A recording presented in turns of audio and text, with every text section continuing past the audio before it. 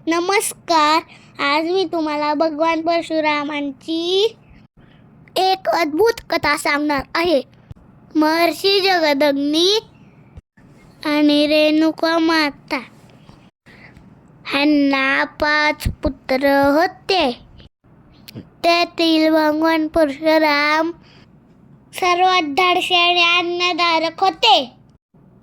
माता रेणुका रोज नदीवरून पूजेसाठी नदीवरून पाणी घेऊन येत असत. एके दिवशी त्यांना येण्यास उशीर झाला. यामुळे महर्षी जमदग्नी क्रोधित झाले. त्यांनी आपल्या 5 पुत्रांना आज्ञा केली त्यांनी आपल्या मातेचा वध करावा. परंतु त्यांचे 4 पुत्र ही गोष्ट करण्यास नकार देतात व भगवान श्री परशुराम वडिलांची आज्ञा पाळायची म्हणून आईचा वध करतात. ही घटना खूप कठीण आणि धक्कादायक होती. परशुरामांच्या या आज्ञाधारकतेवर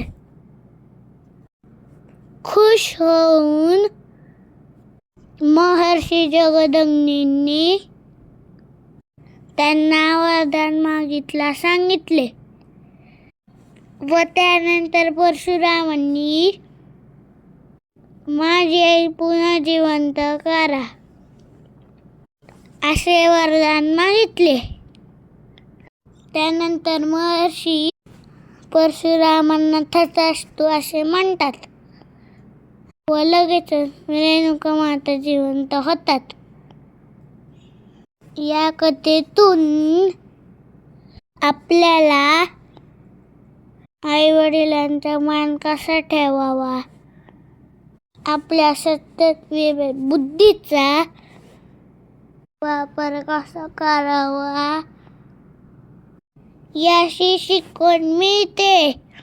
अग्रतः चतुरो वेदा पृष्ठतः सशरम धनु इदं रामम इदं शास्त्रम शापदपि शरदपि. जय परशुराम.